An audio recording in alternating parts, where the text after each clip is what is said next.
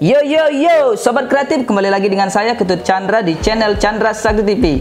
Tapi sebelum lanjut, kita bumper dulu ya.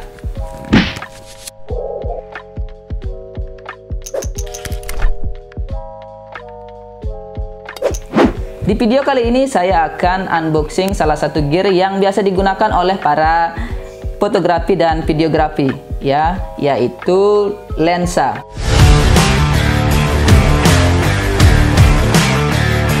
Sebelum kita lanjut unboxing lensanya, saya akan memberikan sekilas info. Saya beli lensa ini di toko Sriwijaya Kamera Denpasar ya. Untuk alamatnya bisa lihat di deskripsi pada video ini. Saya memilih Sriwijaya Kamera karena pelayanannya yang sangat ramah dan fleksibel ya, seperti pada pembelian lensa ini ya. Saya hanya tinggal chat di WA, lalu saya tanyakan apakah stok produk ini ada atau enggak. Jadi langsung diberikan listnya sampai harganya ya, semudah itu. Lalu saya chat, tinggal beli dan langsung transfer. Pada saat itu juga barangnya nyampe rumah ya. Hanya tinggal pick up dengan menggunakan aplikasi GoSend ya, GoSend dari Gojek. Jadi semudah itu ya membeli produk di Sriwijaya Kamera Denpasar. Jadi teman-teman jika membutuhkan gear atau peralatan yang berhubungan dengan kamera, atau kalian sebagai fotografi atau videografi, jika kalian membutuhkan gear-gear atau peralatan yang berhubungan dengan alat-alat digital, kalian bisa datang ke Sriwijaya Kamera Denpasar. Oke, sekarang kita langsung aja unboxing produknya ya. Karena ini lensa, jadi kemasannya segini aja ya, kecil. Saya belum pernah memiliki lensa sebelumnya ya. Jadi lensa yang saya gunakan hari ini shooting adalah lensa bawaan dari Canon EOS 200D. Saya penasaran ingin menggunakan lensa yang lain dengan spesifikasi lain. Lensa yang saya beli ini adalah lensa yang bukan dari Canon aslinya ya, original asli, tapi ini adalah lensa merek Yongnuo yang memang support dengan kamera Canon. Spesifikasi dari lensa ini adalah 50 mm dan aperturnya adalah 1,1/1,8 ya. Oke, kita langsung aja ya. Woi, kita nggak perlu senjata nih.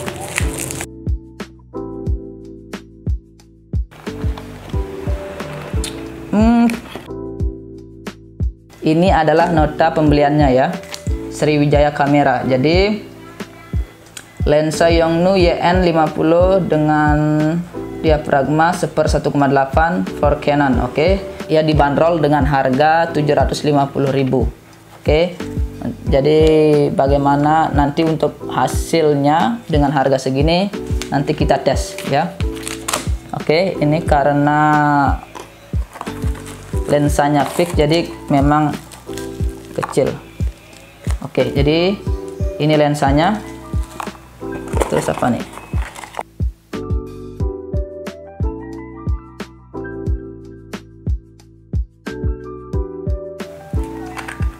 Oke. Jadi ini yang belakangnya ini yang mau ditempel pada badan kameranya yang ini.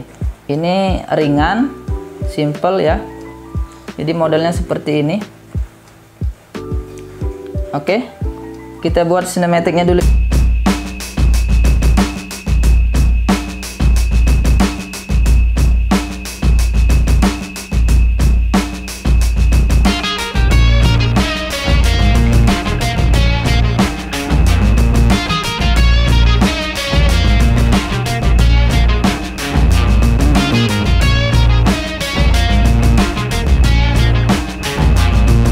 Setelah di unboxing, akhirnya saya tahu bahwa lensa fix itu munggil seperti ini dan ringan ya.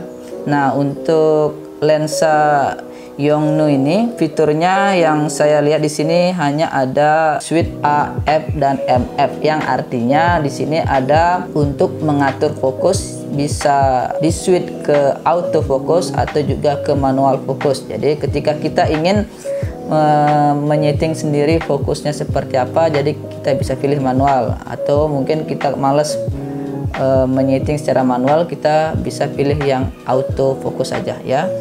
Jadi tombol autofocus di switch autofocus dan manual fokus ada di sini.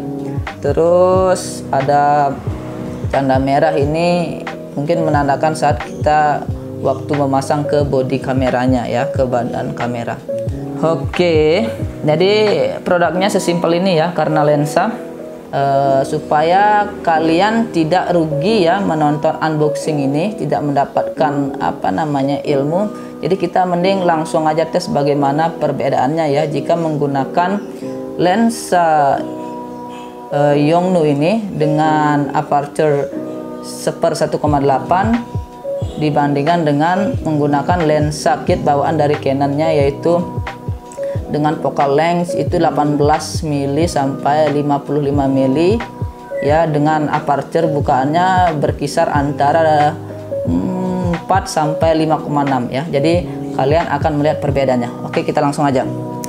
Ini adalah hasil menggunakan lensa dengan menggunakan lensa kit bawaan Canon-nya. Nah, sekarang kita akan menggunakan lensa Yongnuo ini ya. Bagaimana hasilnya?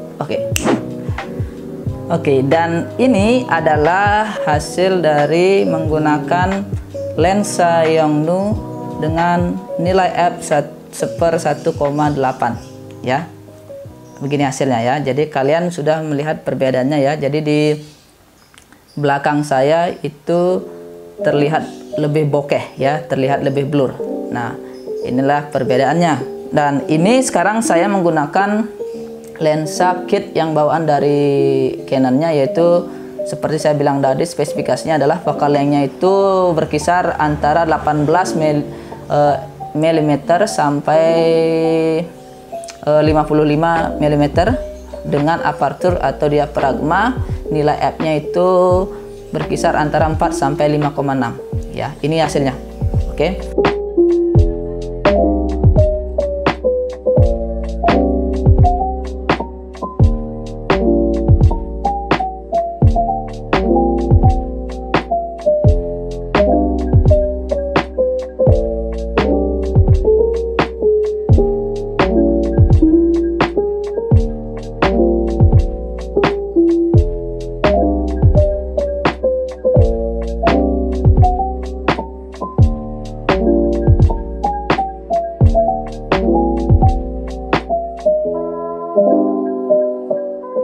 Jadi di sini akan saya sharing ya. Oke, berbicara tentang lensa, dari sekian banyak lensa yang harus kita perhatikan itu adalah nilai focal length dan nilai aperture-nya. Berbicara aperture atau diafragma ya, bahasa Indonesia diafragma. Diafragma ini adalah bukaan dari lensa. Artinya mengatur kecil besarnya cahaya masuk. Diafragma ini dilambangkan dengan huruf F ya. Jadi jika nilai diafragmanya ini atau nilai F-nya itu semakin kecil, maka bukaan lensanya itu semakin besar. Jadi cahaya yang masuk itu semakin banyak. Sebaliknya, jika nilai F-nya semakin besar, maka bukaan lensa itu kecil. Jadi cahaya yang masuk sedikit. Nah, itulah perbedaan dari nilai F ya. Nah, mungkin kalian bisa lihat gambar di bawah ini menjelaskan beberapa bukaan ya, nilai F dan ilustrasi dari bukaan diafragma. Oke. Ya, berbicara aperture atau diafragma berhubungan erat dengan yang namanya depth of field ya, yang biasa disingkat dengan DOF. DOF ini merupakan ukuran dari seberapa jauh bidang fokus pada foto. Nah, jadi semakin kecil nilai diafragma atau nilai F-nya semakin kecil, maka akan menghasilkan foto yang area fokusnya sedikit ya, dan area lainnya itu adalah blur ya. Contoh nih, misalnya ketika kalian ingin memoto sebuah objek, nilai F-nya 1/8, jadi kalian akan memoto objek itu, jadi objeknya itu yang fokus, jadi sedikit ya, area fokusnya sedikit, dan sisanya itu adalah blur. Nah, sebaliknya jika nilai diafragmanya semakin besar, maka akan menghasilkan foto yang rata-rata semuanya itu fokus ya. Jadi area fokusnya banyak. Biasanya nilai f yang besar ini digunakan untuk foto-foto landscape yang mana foto-foto yang membutuhkan semua area detailnya itu fokus ya. Nah, itulah perbedaannya. Mungkin kalian masih bingung ya. Oke, saya akan berikan contoh nih. Contoh dari foto yang diambil dengan menggunakan lensa dengan nilai f 1/1,8 dan 1/22. Anda akan bisa melihat perbedaannya. Oke. Nah, foto yang saya berikan sekarang, foto yang ini foto hasil jepretan saya dengan menggunakan lensa Yongnuo dengan nilai aperture yang 1/1,8 ya.